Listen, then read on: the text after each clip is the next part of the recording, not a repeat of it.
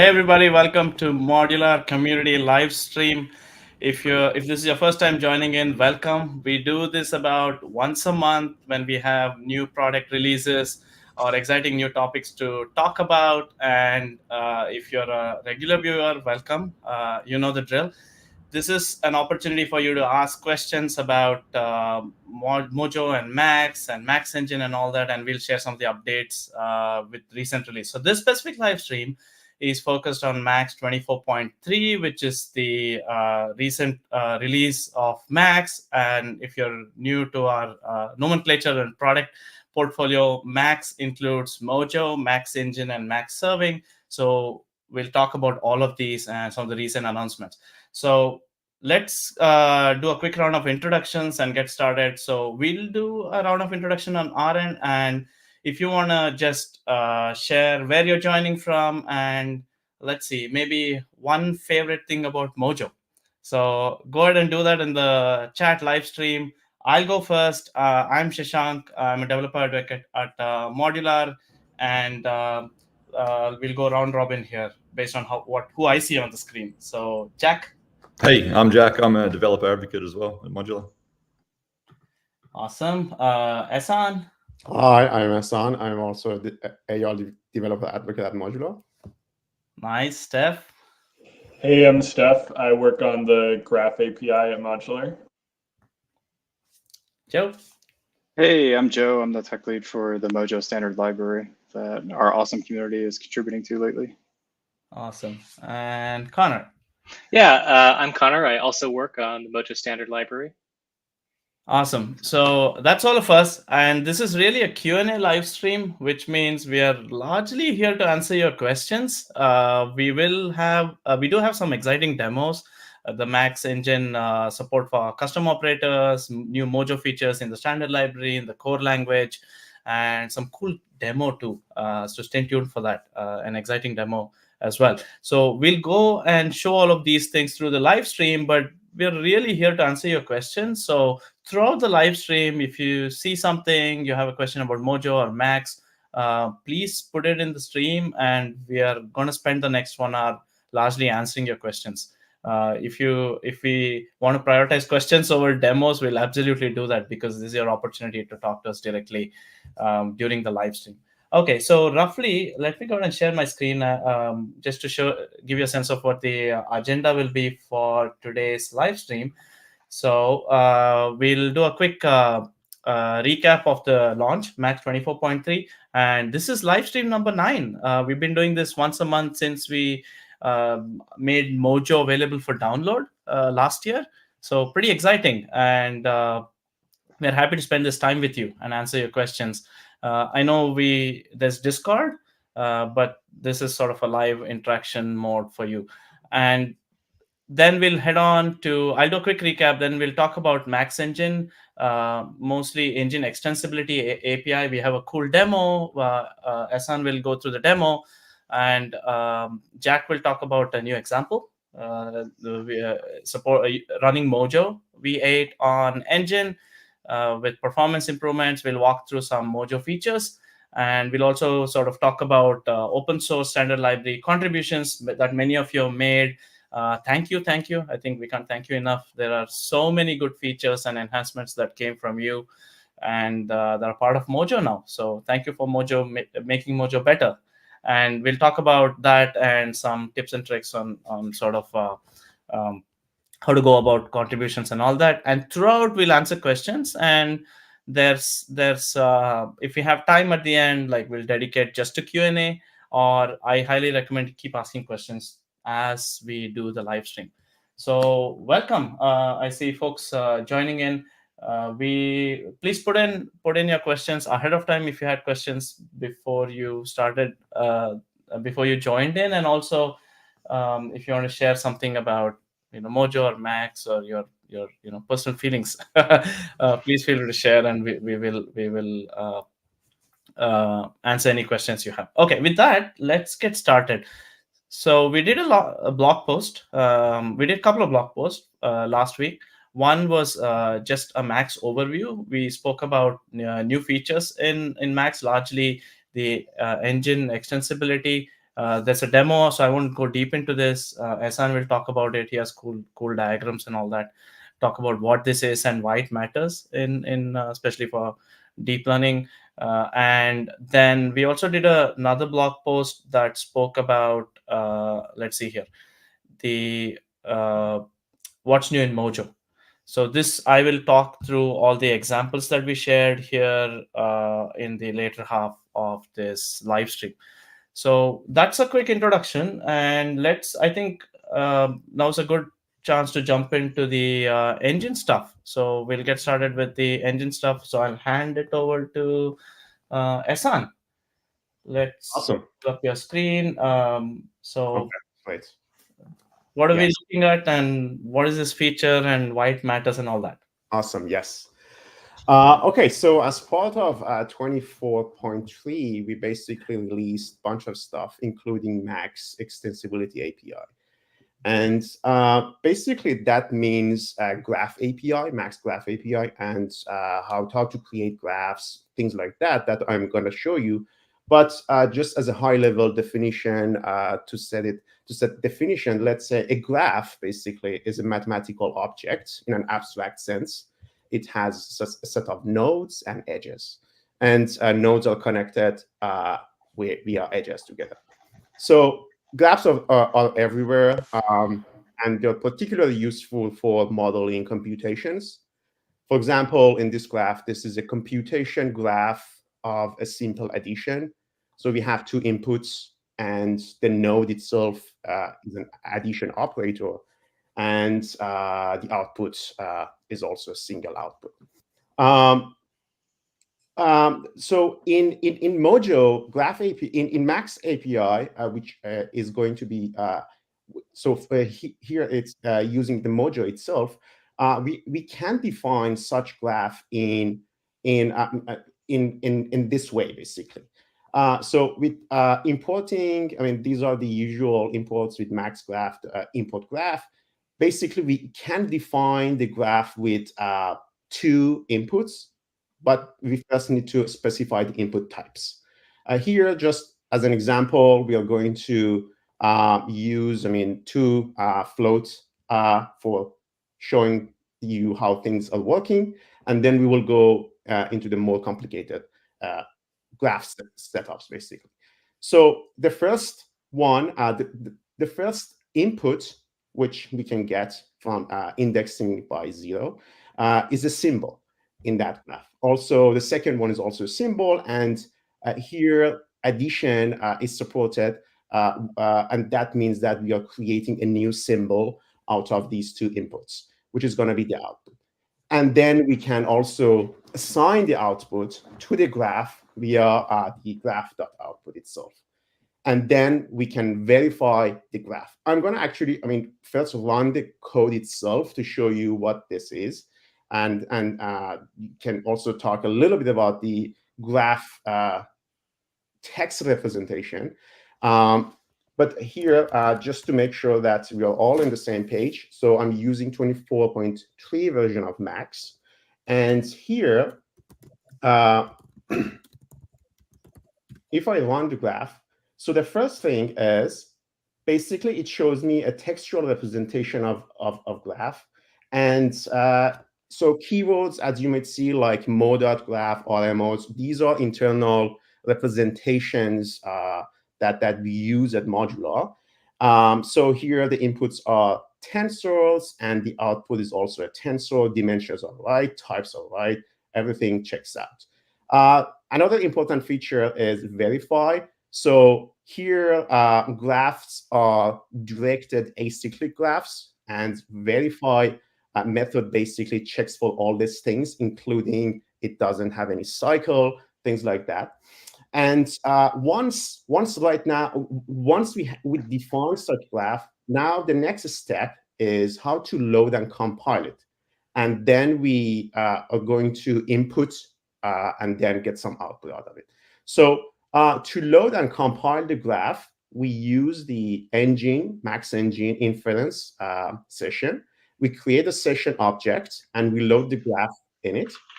And here, basically, we can get some input names or output names out of it, just I did here.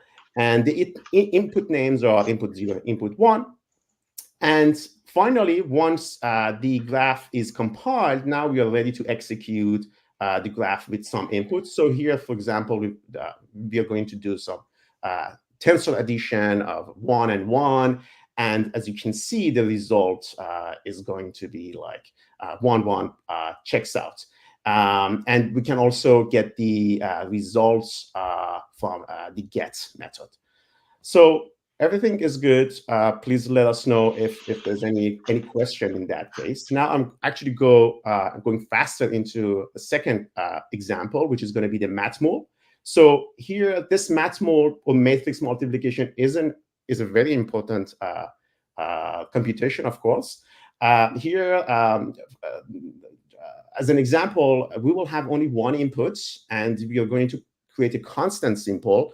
And that constant that can represent, for example, a trained, once you load a trained model in deep learning for inference, so all the weights are being treated as constant. And so here, we can define such graph with one input type and also a constant value. And making it as a constant symbol, we can use the graph.constant to make this tensor a constant symbol. And then we can do the matmul operation, and the same thing as signing it as output, verifying the graph. One thing I need to emphasize is our graph API is pretty versatile in a sense that here I am using so 2 here is static dimension or static number for the dimension, and here M is a symbolic dimension. We also support dynamic dimensions, which I'm not, going to talk about it now, but that's also another feature that's very important for deep learning applications. So here, M basically can be any number as long as, and we are basically going to see what that means at runtime.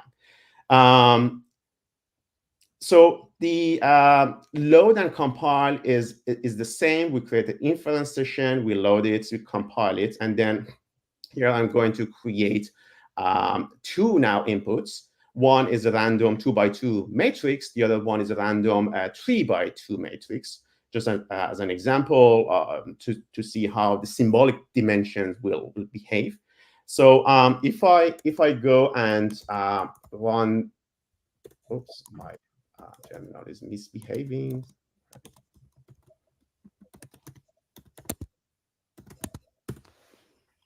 We'll see the result shortly. Sorry, my computer is a bit slow today. So the constant value that chosen is the tensor of 2x2 of 42, and then this is the random 2x2 input and also the random 2x2 output. It's going to be the result of the matmul, and also the same for 3x2. So you can also go ahead and basically change this to another symbolic dimension or maybe dynamic dimension, and then you have to make sure that the matrix multiplication requirements that these dimensions should match should hold, and then you will also get similar results. So now, okay, with all these basic definitions and examples aside, we can actually go and see what it means in deep learning, basically. So here, I am using PyTorch to create a simple model, a simple 2-layer neural network with ReLU. I'm going to show you ReLU 6 next.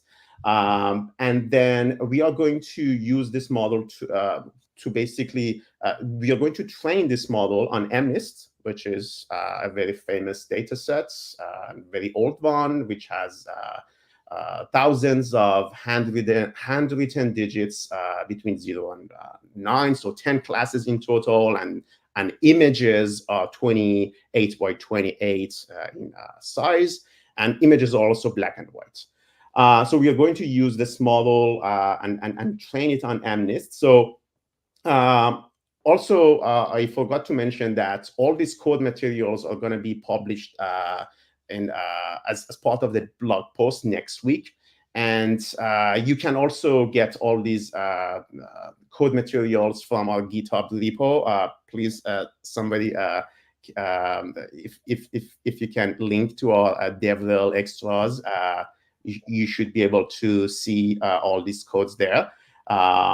And so let me go ahead and run this mnist.py. So this is going to train that simple model, and we're going to test it also on the test data set of MNIST. This is going to be super fast. MNIST is really good for demos.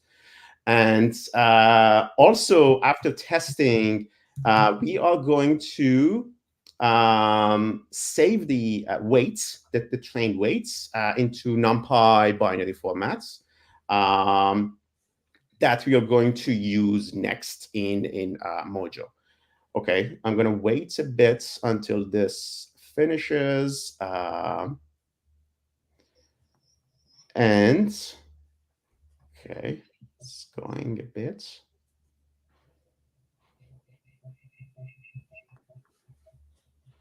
Okay, all right. So that simple network got us, this much accuracy, which is already good enough.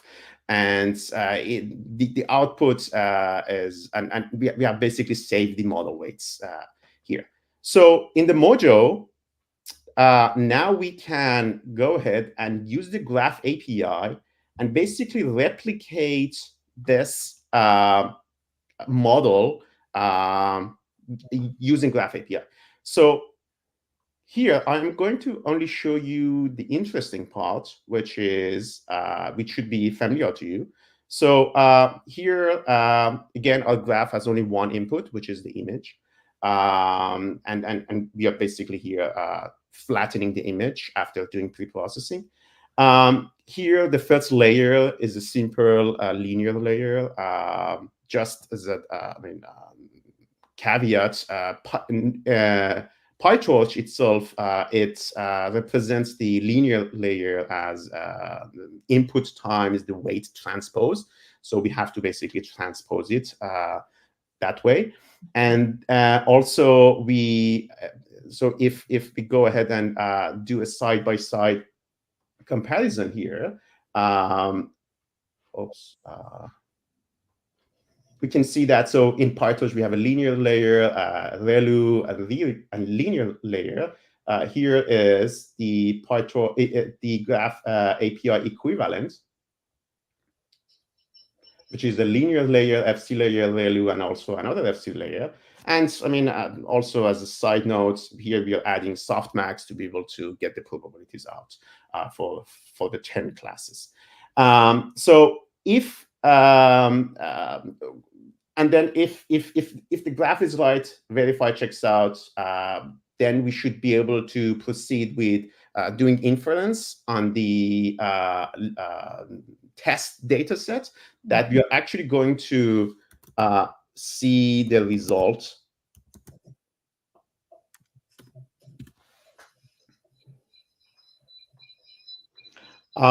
We should get exactly the same accuracy on test data sets.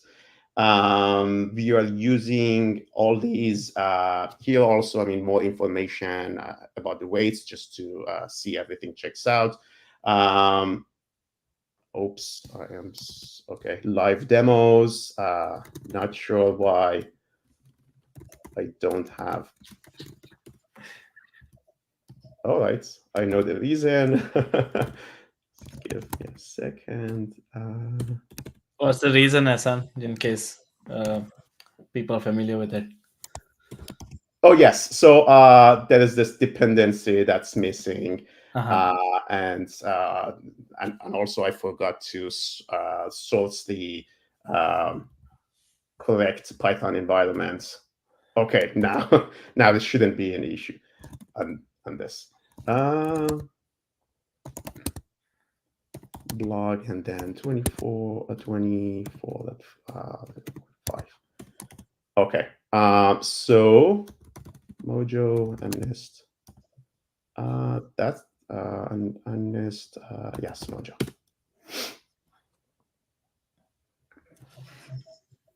Here, it basically was complaining because in the Mojo side, I'm heavily using the Python interrupt by importing torch vision, doing pre-processing, and for some reason, I mean, so okay, if you remember, it was 96.99, and this is, I mean, okay. So, Hassan, you're using torch vision for the pre-processing, but doing the inference on MAX model that you authored from scratch, right? Exactly. Yes. So I mean, a little bit of example. So here we are loading the NumPy weights into Mojo tensors, and then we are building the graph and creating the session, loading the load and compile the graph, and also passing all these pre-processed images into the model.execute. The same flow that we saw in add example or matmul example, things like that. The second feature that I want to actually show you is... Should we take some questions now, and then you'll continue with the... how about that, Isan? I think there are not many. Let me scroll all the way back. I think there's a question. It's an interesting question. Can you talk about the dividing line between Mojo compiler and MAX Engine? I think that's an interesting question, because there's a distinction between what Mojo is and Mojo does, and where Engine comes in. Who wants to take a first stab at it? I would let Steph talk more details about this. Yeah, so Mojo is like a general purpose programming language, and I think that's really like a thing that we want to like build this kind of really open community around. And Max is like the kind of secret sauce of what we're building to make ML like really powerful and fast. There's a lot of really amazing stuff in there, and like Max Engine is giving you access to the state-of-the-art kind of ML inference that we're able to provide. So anything that's kind of part of that secret sauce that lets us do really, really fast machine learning is probably going to live in Engine. And so that's kind of like, we want to give developers superpowers to run these really, really fast machine learning models. And eventually kind of other things, right? A lot of what we're building here is kind of informed by machine learning design, but can be applied to other high performance computing things. Like you can do, physics simulations in it or whatever, just get really effective use of hardware. And then there's the Mojo part of this, which is like the language that we're building. Like we built it for ourselves to kind of facilitate writing that. But we wanted to sort of give it to people because we realized that it was a lot more powerful than we originally realized. Thanks, Steph. And I guess from a user point of view, and correct me if I'm wrong, with Max Engine, it's at least today the use case is like machine learning and deep learning, like architecting graphs, like what Hassan showed, right? You can put all these blocks together, define the relationship, and then the Max Engine compiler looks at the whole graph and can do a ton of optimizations that wouldn't be possible if you weren't building a graph and providing it to the compiler. Whereas in Mojo, you get a lot more freedom. Like you can express a lot more ideas, but you may not get the performance you would with the engine, because it can take a look at this and perform this whole graph optimization. Yeah, absolutely. Like if you look at PyTorch, I think they've really struggled to, over the last several years, to architect PyTorch in a way that allows them to do the kinds of optimizations that come really naturally to us. Like when you write a large language model in this graph API, it's not, kind of the eager experience that you're expecting with PyTorch, but we can already do things like, you write your attention layer, and what actually gets run under the hood is a flash attention optimization, even though you didn't write flash attention. but we kind of realized that what you wrote, we can perfectly replicate with a faster implementation and swap it out. And so you'll get the exact predictable thing that you wanted, but you can sort of write things in a more general way and then offload kind of the performance concerns to our compiler. And I think PyTorch has really been struggling. Like torch.compile is like a great step forward. They're doing a lot of really awesome work there, but there's just sort of fundamental limitations of what is possible to express in PyTorch that sort of lets them get these kinds of optimizations. And I should mention hardware portability too, right? Like the same code, but you were running it on Intel or ARM, and then the compiler would take care of all the Yes, exactly. Yeah, I think one advantage of this, like if you think about this in relationship to CUDA, for instance, like CUDA is a very low level language for writing stuff. We're kind of this graph API is low level from if you're used to writing PyTorch, but if you think about it as like a replacement for CUDA in the sense that it gives you a really high level language to express writing things in a hardware independent way. Like we're planning to support a bunch of architectures, but in the immediate future, like we already support Intel and Graviton, and we're planning to, we're working towards NVIDIA support. Awesome. A couple more questions and we'll move on to the last bit of your demo, Ehsan. And we're already halfway through, but it's nice. I mean, I guess there's interesting questions here. So would be nice to have LLM GPT-like model to help us with Mojo. So as far as examples is concerned, I think we have the Ehsan's examples here. We also have a Llama 2 implementation. Yes. It's on GitHub, on the MAX GitHub repo. We'll share the link there. I think that might be a good model for you to get inspiration from in terms of all the transformer building blocks to replicate that. We'll share the links there. It's in a couple of different places, so it might be confusing. So we'll share all the links here. I'll also put it on the YouTube links when the recording is available. So another question about Mac support. I think the quick thing I'll mention there is, of course, Mojo runs on Mac, has been running for a long time. Max with the MAX Engine and compiler currently is Linux only, and Mojo is like, Max on Mac support. It's always a tongue twister. Is something we're working on. Will be available soon. Right? Anyone else wants to add to that? No, yeah, this is coming real soon, so stay tuned. Real soon.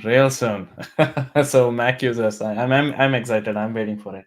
I guess we'll take one more question and we'll wrap up your demo. So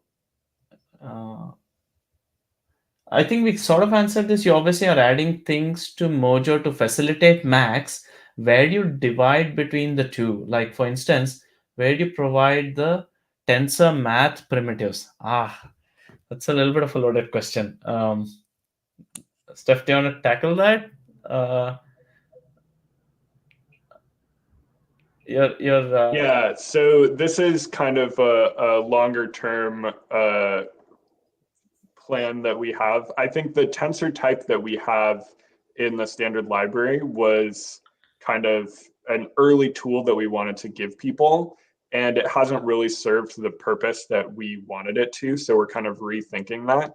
I think what we really want is for people to have a first-class, awesome tensor API that works exactly the way you expect it to coming from PyTorch. It's eager, it's super fast, it takes advantage of all of the kind of compilation benefits that you get from working with Max. And I think we're a little ways from being able to provide that experience for people, and we don't want to give people something that's like, not high quality. So we're explicitly trying to not provide that yet. There's a lot of external projects. I think people writing their own tensor libraries that are really awesome. I really encourage you to go check out those, use those. Eventually we want to put a tensor primitive in Max when we're ready to support it and have a really, really high quality experience out of the box. Great. I'll quickly address this and we'll move to your demo. The last question, which is, do you have some kind of tutorial to convert CUDA kernel to Mojo? to speed up the kernel and CPU.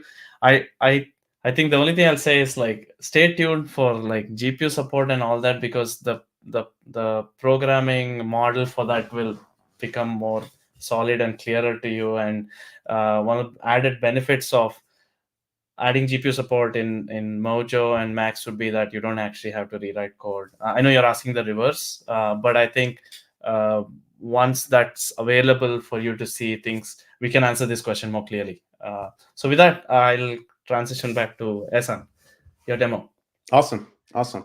Okay.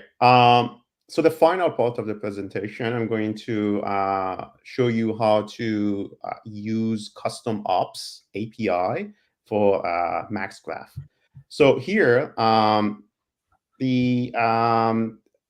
in the PyTorch side, as we've seen before, so here we are using, we can use, for example, the ReLU6 activation function, which is another type of activation function. It's normally used for throwing out outliers.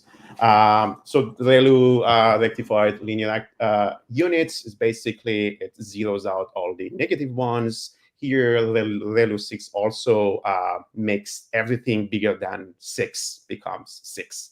So it's just for, one example that we are going to use to implement custom ops here.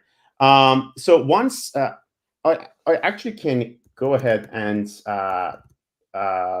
train my model using this activation function. And then we are going to see how we can implement such ops like ReLU6. And then we are going to do inference and see that, again, the accuracy checks out on the test set. While we are waiting, I can also show you the basics of custom ops. You need to have a sub repo called, for example, custom ops, and you need to also have, it needs to be basically a Mojo package.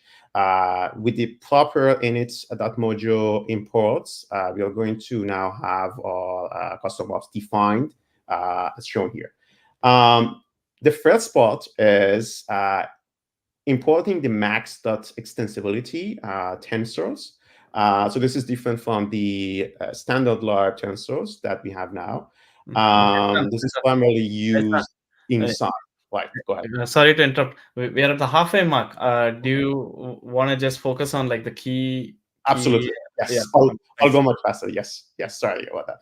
Okay. So this way, the main thing that you need to remember is basically using the max.register decorator to decorate your function, and the formula is, as I said, you can look it up, that we are going to implement here. You can also test your implementation just to make sure that everything is correct.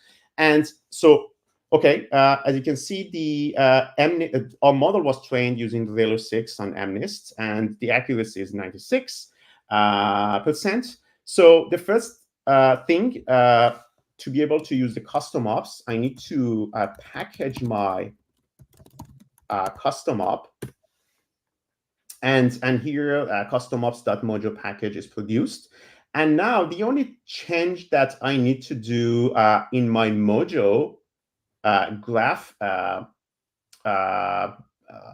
function, graph building function, is to use the ops.custom and using the name that we've registered the function with. And also inputs the FC1 layer and also its type.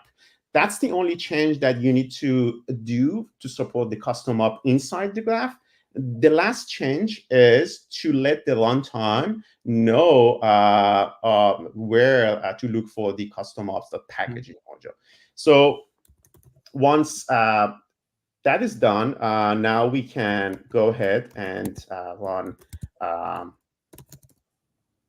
using ReLU6. We should be able to get the exact same 96% accuracy on the test shortly. and everything is similar. It is going through 1,000 images, pre-processes them, and okay, and then yes, it's exactly the same. So go ahead and check out all examples, this example, and also all of the MAX examples. So this part of the demo is done. Take it away. Thanks, Hassan. But I this is so important that I want to reemphasize this part of the demo. It seemed so simple, but if you think about how custom ops are done with other tools, it's actually a separate piece of code that the graph will invoke and then get results and continue to execute rest of your graph. But in Mojo and Engine, the custom op participates in the whole graph optimization, which means it's not like this separate function call to this black box function that's getting back results, so you can't include that as part of the graph optimization. But this custom op can participate in graph fusion and operator fusion and all the other optimizations. This is like it's huge. I think it's really, really special. Like there's no other tool that kind of does this sort of a thing. So I like you will see on larger networks, if you have a lot of custom ops like this, like really accelerate inference. Awesome. So I'll take a couple of questions and we can wrap up this section. There's a couple of questions about GPU support, AMD and NVIDIA and whatnot. We don't have GPU support today. It's in the works. We've shared this several times on ModCon, and even most recently. It's coming. We thank you for being patient, but it's coming, and then you'll be able to use the same programming model to support multiple GPUs and hardware. And Max support too. Max support is coming. I think those are the two big requests I'm seeing in the chat today: Max support and GPU support, and we've heard it loud and clear. So awesome. So I think that's okay. We'll take this one question. How does Mojo pick what ops to fuse? Interesting. Steph, Ehsan? I suppose we mean engine here, not Mojo, but how does engine decide what? Yeah, this is getting pretty deep in the weeds, and I'm not the absolute best person to talk about this. We've got a lot of tech talks on this. There's a couple parts to that question. Like Mojo is primarily using MLIR. So internally, we have kind of a fusion engine for the MAX engine, which has a lot of kind of like deep fusion smarts that think about machine learning in particular. And those are using like much more specialized things than Mojo. Like that kind of fusion is not part of like the base Mojo, that's not because it's like, it's too specialized. It's like, there's not things that you're doing in Mojo normally that need that. It needs to be able to assume you're working with these sort of machine learning primitives.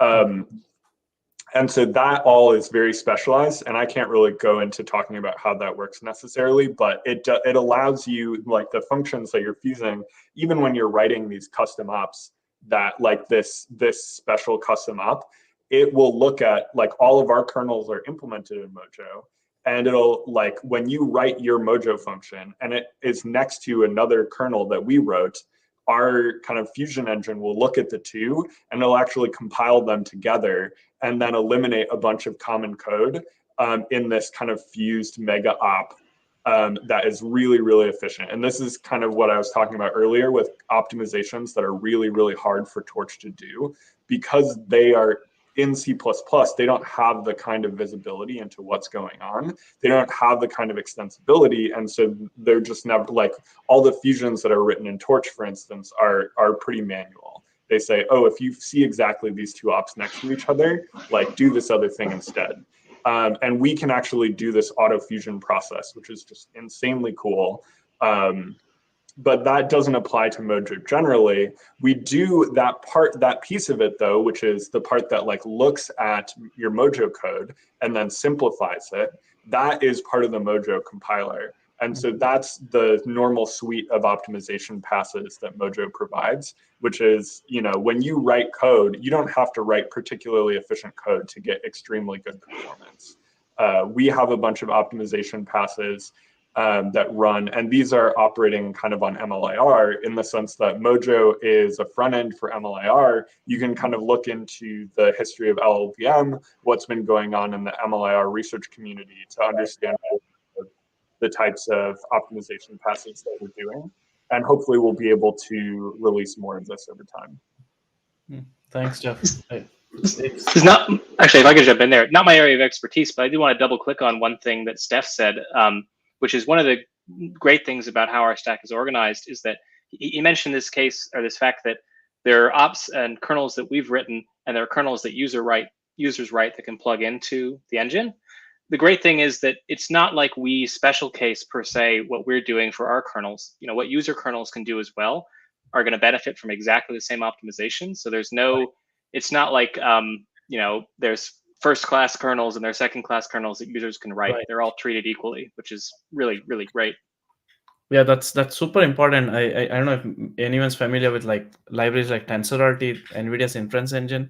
You can write custom ops there. First, it has to be written in C++, but then the op doesn't participate in rest of the model optimization. So TensorRT will optimize the rest of your graph, but your custom op is like just a function call, which I was mentioning. But when you do custom op here, it participates in the whole optimization, and fusions can happen across your op and other ops. And the more you fuse into bigger ops, the lesser kernel launch overheads are there. So it just gives you a better performance overhead. So all of this is like really, really cool technology that's just like a single like engine optimized, but all of this is happening under the hood. Super exciting. Okay, thanks everyone. I think good questions, and thank you for the demo. I learned a lot because I didn't spend this much time on the custom ops and the graph API. So thank you. Let's move on to the next topic very quickly. I know we spent a lot more time here than we wanted, but I'm glad. I think many of you enjoyed it thoroughly. So we finished this. Let's move on to like the examples with YOLO, and this is engine example 2. So Jack, this is cool. So I'm going to share your screen now. Thank you. And let's take it away. Can you see the video here? Yes, it's static right now. Cool. Yeah, so this video, this is what we're going to be segmenting using YOLO. And this example was added in the last release of MAX. So Brandon built this for the last release. So I'm just going to quickly show this example. So we have this video here, and we want to segment it and identify all the objects.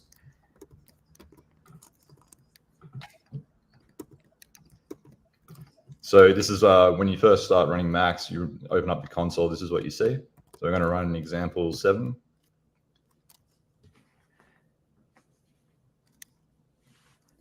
So it's just processing the video. And then once that's done, it will pop up the output for us.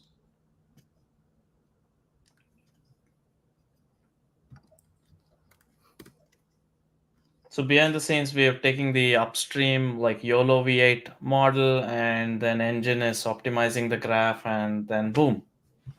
Yeah, and this is what it outputs. So you can see everything segmented.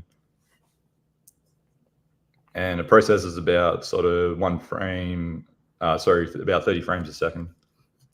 But there's also a special sneak peek because we have Mac support coming soon. So this one that I was running here, this one's on a remote Linux box. And this one here is using my local Mac machine. So for all of you who asked for Mac support, and we told you it's coming soon. So here's like living, breathing proof here on Jack's personal MacBook. Yeah. And think that you can do better local development, right? So I'm looking forward to this. There you go. Hey, I know that person. Yeah. So this is running through my webcam. So you can see it identifies things like the fork. We've got a cup here and a remote, cell phone. So yeah, you can do local development and then deploy it to the cloud so people can use it on videos. Awesome, Jack. You're only 88% person. Yeah, that's true. Yeah, a little bit alien. And then also you can see up the top here it has the milliseconds. So 30 milliseconds is about sort of 30 frames a second. But if I'm not running anything else, I got a bunch of stuff running on this computer. Then it goes to 20 milliseconds per frame. So that's about like 50 frames a second. This is really cool. I don't know if you intended to show the code. I know the code is in the GitHub, but really for a lot of you, it's just like load the model and then yeah, if you want to like quickly show, it's like other than all the pre-processing stuff, right? Like the actual compilation and inference is like a line of code. Yeah. So this is starting up the session, and then it loads the model. And then it basically opens the webcam and just runs it through the model, and then outputs the image. And then so it's not a lot of lines of code. It's pretty simple. And then processing the video is like very similar. You have this process video here, and it just checks that the file's there. If it's not, then it downloads it and opens up your camera. Loops through the frames and then writes it to an output. So yeah, it's very simple. Do we have time for one more example? I think we're running short on time. Yeah, go ahead. Like I think. Okay. We'll the Mojo stuff is like pretty simple and straightforward. We'll go through it and mainly focus on Q&A for that. Okay, cool. Yeah, I just wanted to quickly show Stable Diffusion as well, in case anyone hadn't seen it. So that's how quickly it took to compile everything, and then it's just generating the image. So it's running through loops to progressively make it better. And once that's done, it will open up. And the difference between Stable Diffusion and YOLO is like there are multiple models here, right, Jack? So you're stringing together. And yeah, and there you go. There's the output. So you got a nice picture of the dog there. Where's the prompt or the? The prompt. Okay, it's in. Oh, it's in the. What did you ask for? I suppose. Yeah.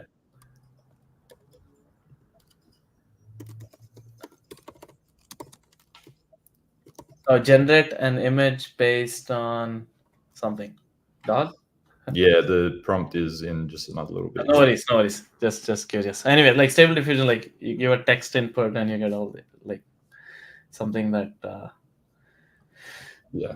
Anyway, I guess the key important thing is two important things, I suppose. One, the examples are already available on GitHub, so please go check it out. It's on the MAX repository. I can show that quickly right after Jack wraps up. And then the second thing is the engine inference is happening in the model inference happening in Engine, but your the supporting code is in Python. So I want to highlight that this interop works very well, right? Like you can use a Python API to do your business logic and pre-processing and post-processing, and the actual computation intensive stuff, which is the inference, happens in Engine, so that's sped up.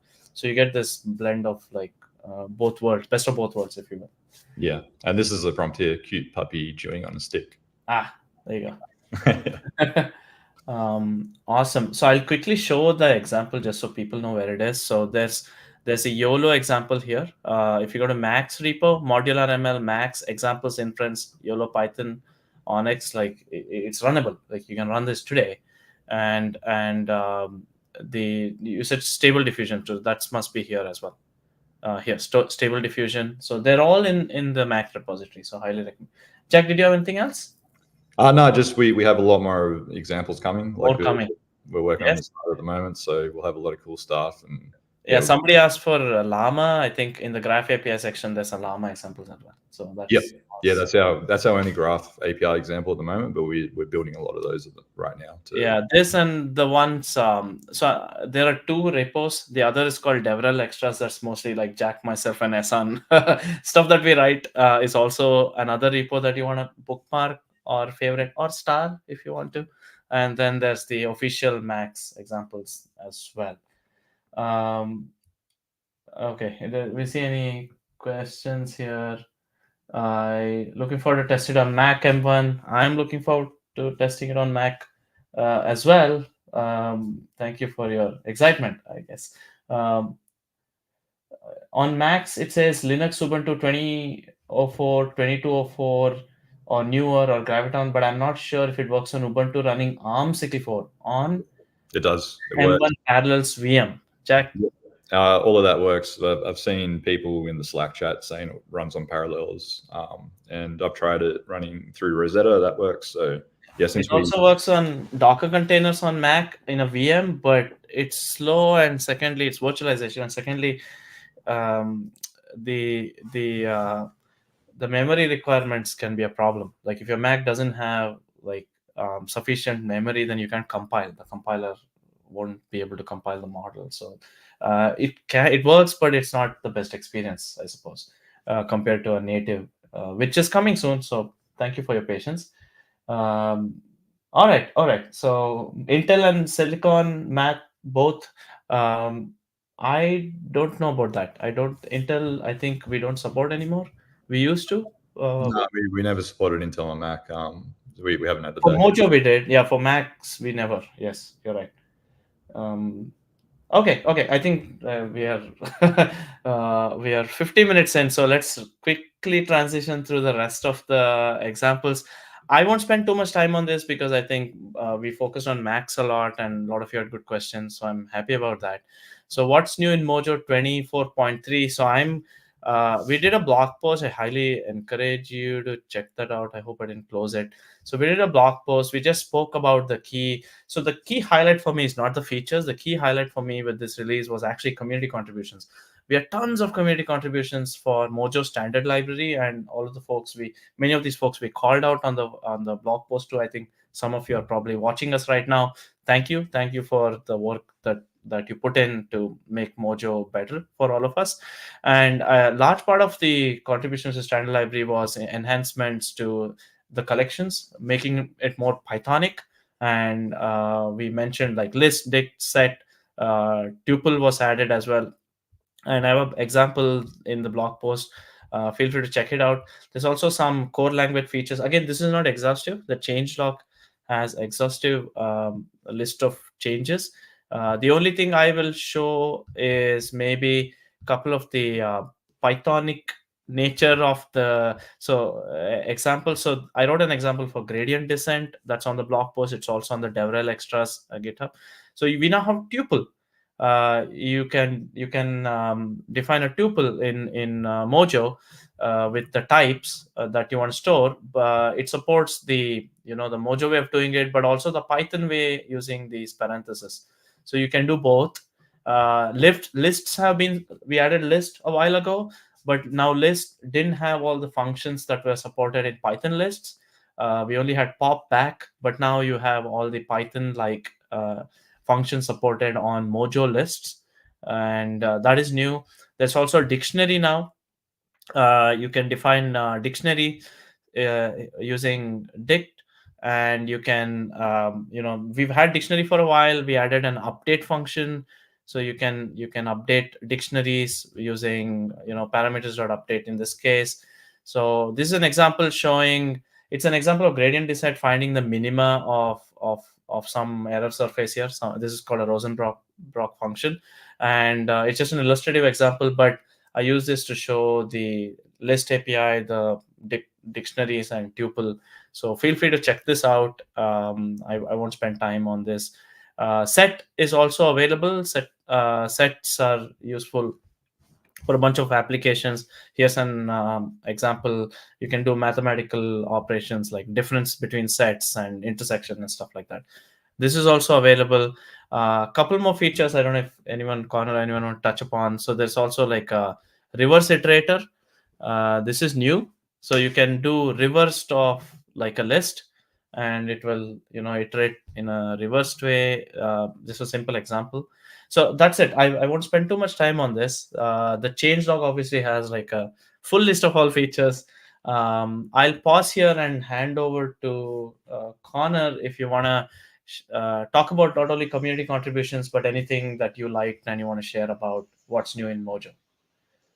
Yeah, I mean, I think the first thing I want to say is like just kind of shout out the community and just how much engagements there's been since we open sourced the standard library. I was just looking, prepping for this, and it looks like since we open sourced the standard library at the end of March, there have been about 250 PRs made against the Mojo repo. I haven't counted everyone up. Some of those are doc changes, but like that's a massive number of contributions. And I mean, there have been so many community members who've been really diligent. The quality of the changes has been just excellent. I mean, amazing. There's like, I really can't say enough to like shout out the amazing work the community has done. I mean, as Shashank was just showing, I mean, those are just some of the highlights of new features that have been added. If I tried to go through comprehensively and talk about, all the awesome changes, we'd be here for the rest of the day. It's really been overwhelming. But I will just briefly maybe mention. Let me get this pulled up here. I'll start sharing my screen. Or yeah, if you want to, Shashank, that's fine too. Up to you. Yeah, no, it's fine. You've already got it up. If you just scroll through here, if you go down to the section for standard library changes, you can just see standard language. Yeah, there you go. There's just so much stuff in here. I mean, as folks who maybe have been following Mojo for a while will know, sometimes maybe been a little bit painful. Certain things are missing from the standard library. That's really changing just really rapidly. We got so much community engagement. So it's like every day Mojo is a new language with the amount of stuff that's getting added by community members. So yeah, I think the other thing I just want to kind of reiterate, like, is, community's been awesome, but if you're somebody who's kind of sitting on the sidelines, not sure maybe if you want to contribute to Mojo or not, the proof's here in the pudding. A lot of people are already doing it and making great stuff. We really want you to get involved too. The process is pretty easy. There's documentation in the Mojo repo, how to get started contributing. We've got some nice little tools to build a Mojo repo. All you need is the latest nightly compiler, which is also super easy to install. Then you can run the tests and just start making changes immediately, submit them through GitHub. It's Joe, myself, and a couple of other folks who are on the standard library team who will most likely review those PRs. We've tried to keep a good cadence, making sure PRs don't wait too long before they get reviewed and merged. But yeah, I mean, if you've been on the fence, totally I invite you, please contribute, and we're happy to hear from you and work with you.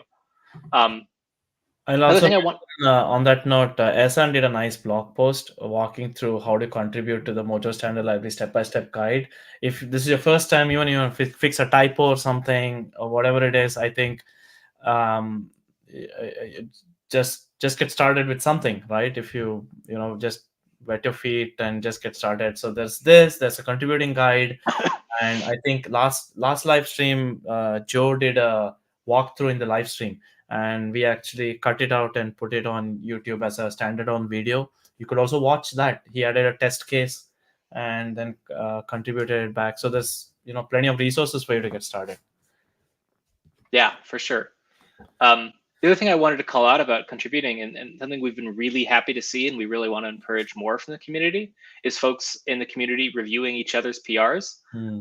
Obviously, with the current kind of process we've got right now, it's still modular folks who will actually merge your changes through our contribution process, get them into Mojo.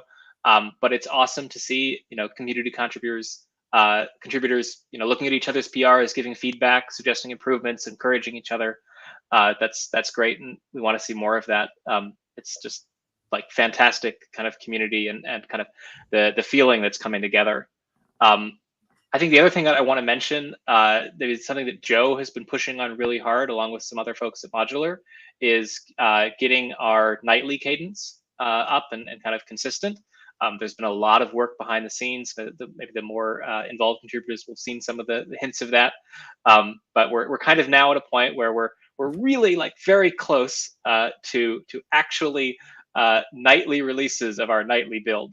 For a while there, it was not quite nightly, but we're really there now. Some nights nightly. Some nights nightly, yeah. Every night nightly, yeah. Yeah, for sure. But that's been something we've been pushing on really hard because we know how big of an impact that will make on the contributor experience, especially considering how that relates to how we merge changes right now. I won't bore folks with all the details, but the basic idea, if you do choose to contribute to the Mojo repo, please do, that'd be awesome. Then your change will actually get merged into our internal sources first, and then it gets merged back out when we do a nightly release. And that's part of our process for making sure that the nightly compiler can always build the latest standard library changes. Again, like there's been a lot of work, we really can't give enough credit to Joe and others working behind the scenes to make this process as smooth as possible for the community. And it's something we're going to keep iterating on to really make the developer experience first class. Yeah, I don't know, that's kind of everything I wanted to shout out. Thanks, Connor. There are a couple of questions though here, I guess. Yeah. One question is, do you have roadmap for future releases? We do publish this on GitHub, right? If I'm not mistaken. Do we? I don't know about future releases specifically. We do have at least I can speak for the standard library team. I'm sorry. Go ahead. I thought there was some roadmap thing we published publicly. Did we not? Okay. On the website, there's like some high-level guidance on where Mojo as a whole is going and roadmap and sharp edges. We give a little bit more specific on a more like quarterly cadence for the standard library as a whole, for like what to expect in Q2 and beyond. I mean, you can see like a lot of the work that's actively going on and shipping with each nightly release usually relates in some way, shape, or form to our quarterly roadmap that we published externally. There's a lot more things that are going on internally, but it helps give everyone else some sense as to what's going on externally and what we're working on and aligning with. And we'd love your feedback going forward on the roadmap. It's something we'd love to work with the community on to make sure we're all aligned and building in the right direction. Thanks. I think this was the one I was thinking of. I just didn't know where we put it. Yeah, standard library has one specifically in the GitHub repo for Mojo, so feel free to check that out. Nice. So here, right?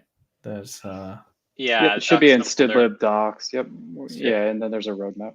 Oh, there it is. Okay. Nice. Okay. So this is okay. I think this. And so if you're curious to know like what's coming this month or what's coming next month, like it's probably on this list regarding standard library stuff. Oh, we did a bunch of these already, I think. Yep. Several of them are ongoing or have been completed. A lot of the work has been done by community contributions as well, like a lot of the pointer unification and reference work, and it's great. Awesome. I know we are 2 minutes over time, but I thought it was a fun live stream. There were like really cool demos, Graph API and Jack's YOLO and stable diffusion was pretty cool. We also discussed Mojo features, and a huge thank you for all of you for contributing and helping make Mojo awesome and helping improve it. So I think it's we could close now. Any final things to share, key takeaways from the team, Mojo, Max, anything you want people to take action on after the stream? Come contribute. I mean, it's, Mojo's young. Like now's the time to get in, and, like fundamental parts of the standard library don't exist yet. So like, come help us. It's, you can really like make your mark. 10 years later, you can say, I built that core fundamental thing in Mojo that the whole world uses, Yeah, for sure. So, people are doing that every day. Right. Okay. So there's your calling for many of you, I guess. Awesome. So that's it. Then we'll wrap up. I'll just reiterate that many of the code examples we shared are on Max, the Max repo and the DevRel repo. So the key difference, I'll just mention that DevRel repo, all the blog posts and code supporting blog posts and videos going to the DevRel extra. So I think there are both that you want to pay attention to. There's also Mojo for Mojo specific things. So all the resources are here. Keep an eye out on the upcoming blog posts Ehsan is going to do, and that covers all of the stuff he showed you today. Then there's Discord. Please go hang out in Discord. There's a bunch of folks, all of us here, many of us helping each other out and answering your questions between live streams. So we want to increase the cadence of these live streams. So looking forward to that. All right. With that, thank you, everyone. And we'll see you in the next live stream. So cheers. Let's get some fireworks going. Okay. Awesome. I'm going to end the stream now. Thanks, everyone. Thanks again.